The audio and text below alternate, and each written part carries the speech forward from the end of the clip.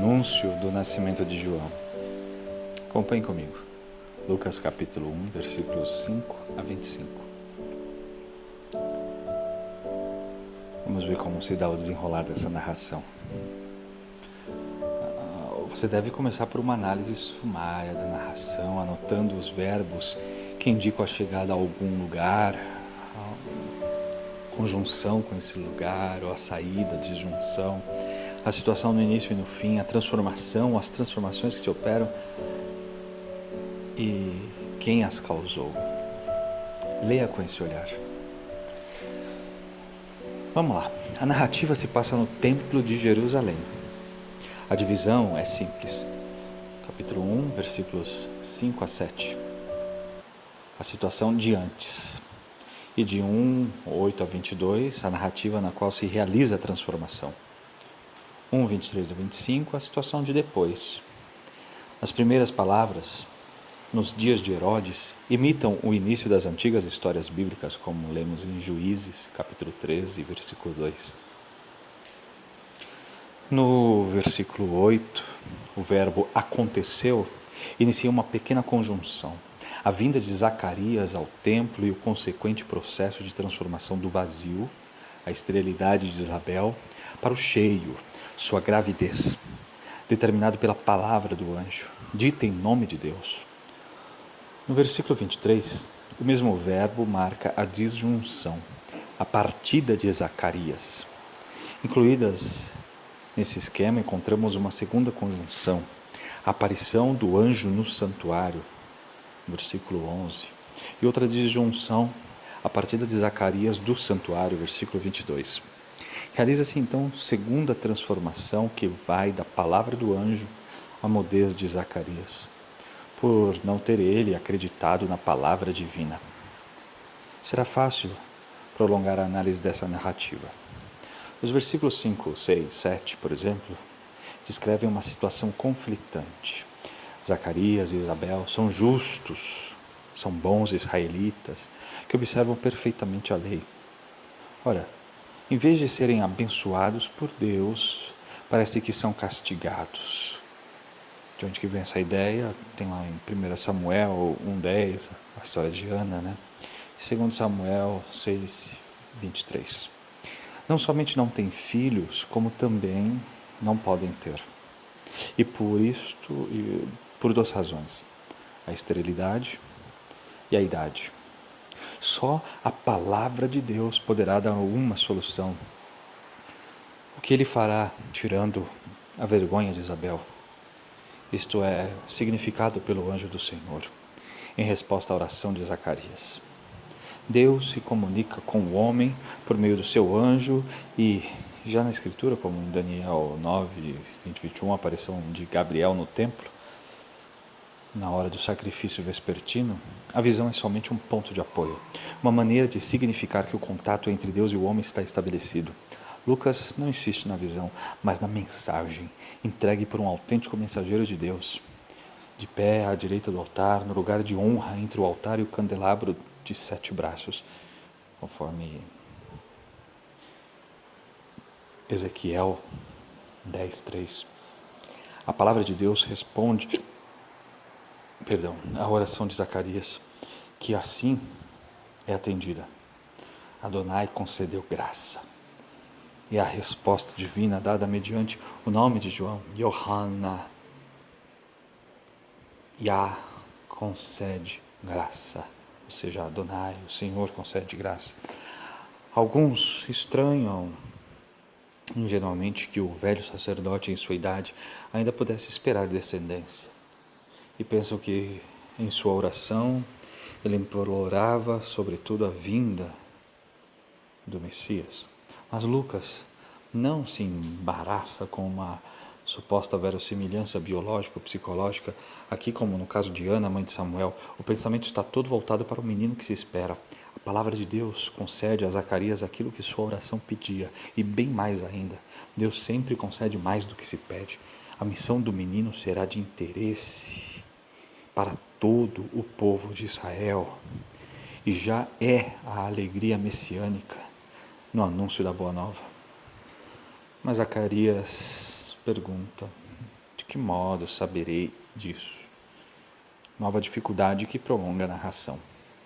Há um desencontro entre o anúncio criador de futuro e a realidade presente, a idade, acentuada ainda pela descrença de Zacarias. Por que não acreditaste?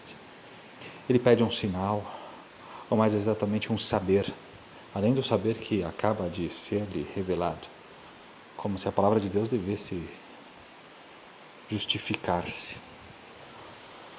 O dom de Deus se acompanha então de uma compensação. A palavra que torna fecunda Isabel terá seu sinal na mudez de Zacarias. Deus fala, o homem se torna surdo-mudo.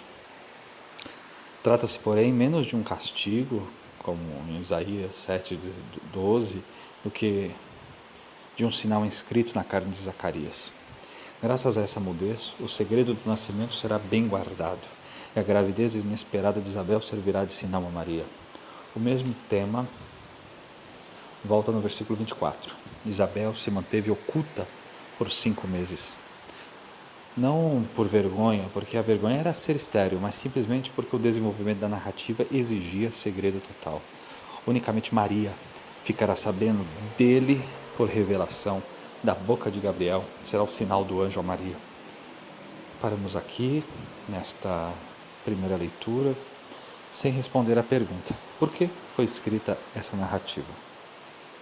A resposta não aparece de fato, se tomarmos a narrativa isoladamente, independente da outra parte do díptico, dos anúncios e de tudo o que Lucas escreveu sobre a infância.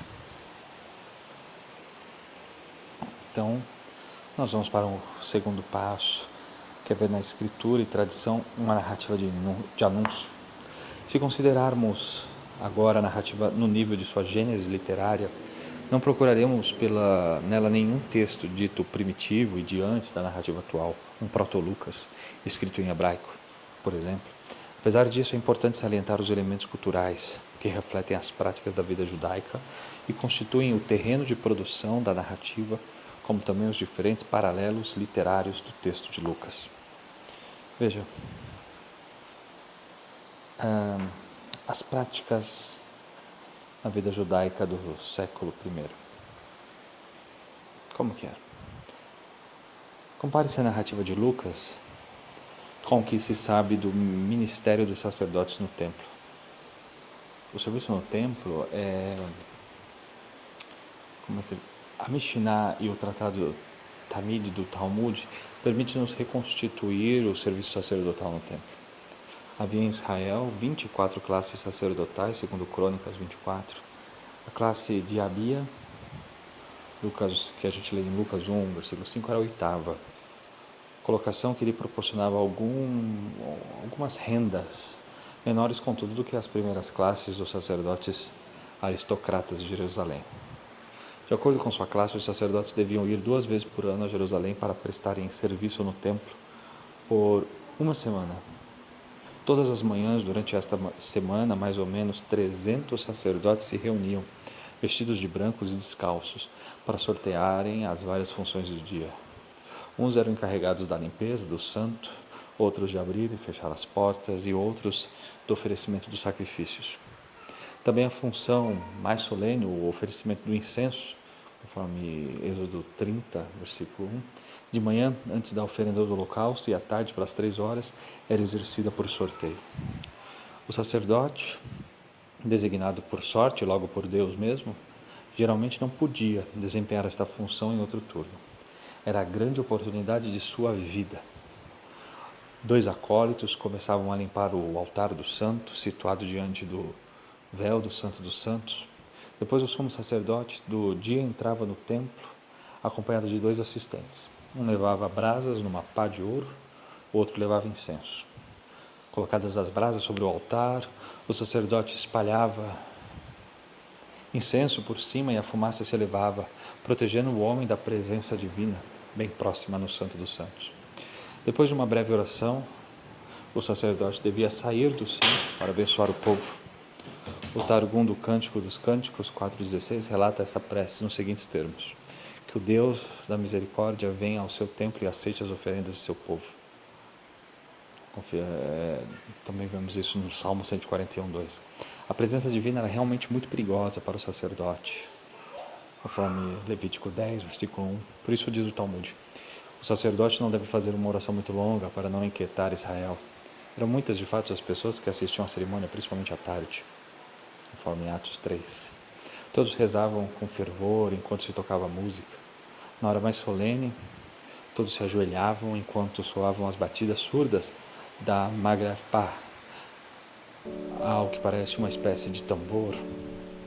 O sacerdote então os abençoava, levantando os braços à altura dos ombros e pronunciando a bênção sacerdotal, como por exemplo, número 6, 24 e 27. Sem esquecer a espera, o espanto do povo e os gestos sem palavras de Zacarias,